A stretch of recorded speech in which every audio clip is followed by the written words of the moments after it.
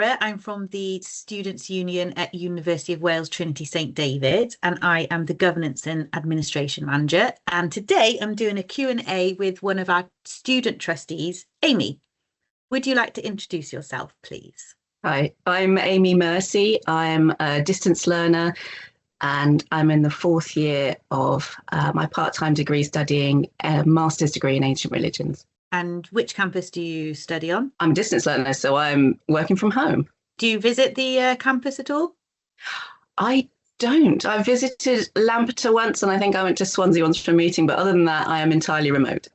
Oh, and can I ask, why did you want to be a student trustee with the Students' Union? I was looking for a new challenge. I've been a course rep for 2 years and I really enjoyed that. I enjoyed the kind of engagement with the union, and I think when the roles came up, I was kind of interested in the governance side of things. So I was looking to push myself and get out of my comfort zone. So I applied for the role as a student trustee. Was it scary applying? No, it wasn't, but also yes, because it was like a job interview. So the process was very much like a job interview, filling in an application form and then having an interview. I think like any job interview, it's always going to be a bit nerve-wracking, but I was offered the opportunity to have the interview questions in advance, which really helped me feel a lot more prepared, and it helped me understand the scope of the role a lot better in advance.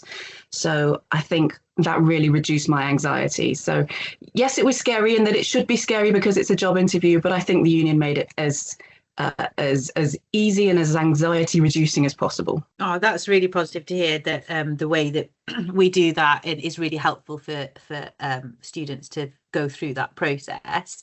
What other support do you feel that you have been offered as a student trustee that you've been given from the union to do the role as a student trustee? We receive a lot of support actually as student trustees. It's been really helpful to have you here as Laura, as a sort of point person to help and kind of advise and support us. And the other trustees are always really approachable. They're really knowledgeable. There's also training available. So, if there's any gaps in my skills, I can always request some training to try and fill those, just to make me feel a bit more confident in my role. And so you said about training there and being able to request training. Did you feel that the training that you received at the start of your term was adequate, that it gave you a good foundation to undertake the role? Yeah, I did actually. The NCVO training that we received was over 2 sessions at the start, so one remote and one face-to-face. And the context of that meeting face-to-face right at the beginning was really important. It was really valuable. It was a great way to meet the rest of the trustees. But the content of the training as well was so helpful. It gave me a really good grounding in the scope of the role and the importance of the role, the legal requirements of it. There's a burden of responsibility. You're a company director for a large charity with a substantial income. This is not just a line on your CV. This is a really big deal. So that initial training from the NCVO really kind of brought home the weight of responsibility that's on trustees, but also that opportunity that you have to help steer the charity. It gave me a really solid introduction that gave me loads of confidence as a new trustee. Oh, that's really good to hear. Yeah, the NCVO folk are really good and they work really collaboratively with us as well. And so, like you said, any other training that you felt like you needed, they pretty much got it. So they are a brilliant organisation as well.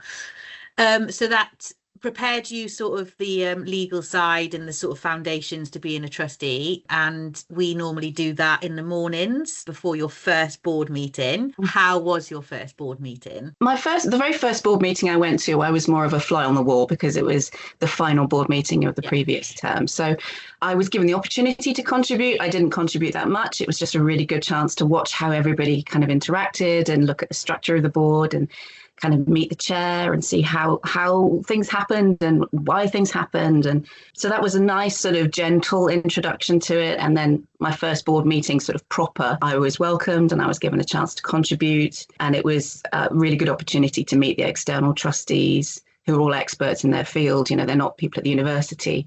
So that first board meeting was quite eye-opening. Looking at the work of charity trustees and kind of how ingrained in the charity the work of the board really is. It really is like, it's not just a steering committee with tick boxes. It really is engaged in all levels of the charity. Now you've been with us for over 6 months, must be 8 months now, 9 months, I think. What aspects of being a student trustee have you enjoyed the most? I think it's really nice to be able to use my skills and experience that I have to make a contribution to the union. And I've really enjoyed the subcommittees as well. So I sit on the People and Culture subcommittee and the Finance subcommittee. And that's been really helpful to try and kind of understand, see the closer workings of the union and kind of get more involved with the nuts and bolts of it. But I've really enjoyed that kind of opportunity to use what I have to kind of help steer the charity and help make an impact on both the union and the student body. And on the flip side of that, what do you feel like you have struggled with as being a student trustee, like personally, or like with your studies, or being a student trustee? I've struggled most with the fact that I'm a distance learner. So I've had to be part of discussions about campuses and physical estate and infrastructure that I have no first-hand experience of.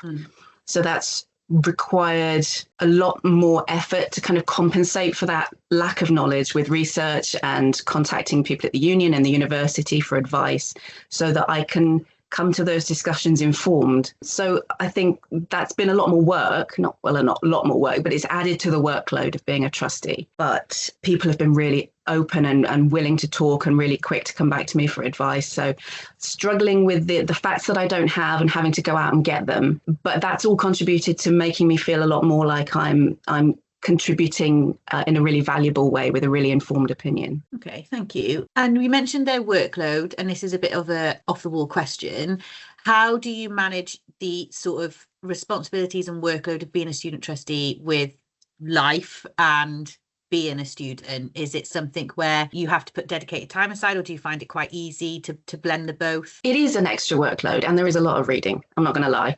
And I think if you're organising your time as a student, I think those skills that you've picked up from your kind of studentship, you can bring to being a trustee. So that time management is really important. You need to turn up to meetings informed, and you need to read the papers and the budgets and the reports and the kind of supplementary documentation. So depending on how many subcommittees you're sitting on, 6, 8, 10 times a year, you're going to have to set aside 2, 3, 4 evenings to read through, depending on how much paperwork there is. If you're managing your time okay, and you're not struggling with the workload of your studies, which I think most students will be able to manage it if they can feed it into their lives. So, if you've got family life and you've got a job and you've got your studies, it can seem like a lot of extra work, but it's just reading work, and it's just setting aside those evenings and doing the work in advance of the meeting. And I think that's not really impacted too much for me. It's just remembering to be organised about it. Do you find the papers and like the budgets and how things are presented from the exec office to the trustees as accessible, is like quite easy to understand, to get a grip of? Yeah, I do actually. And I think especially the meeting papers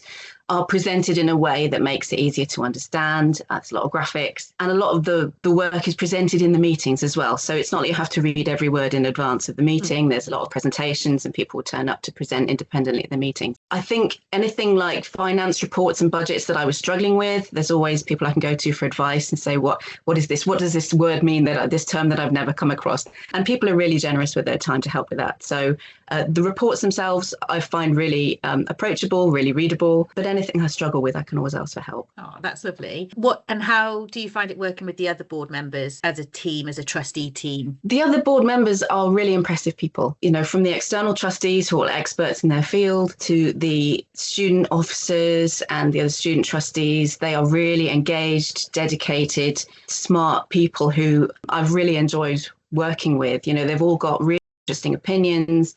They all know how to work together, and they all want the union to thrive, and they want to make this positive, lasting impact on the union and the student body. So everyone wants to work together positively, and I've really enjoyed working with these really impressive individuals. It's been really exciting and a bit humbling as well.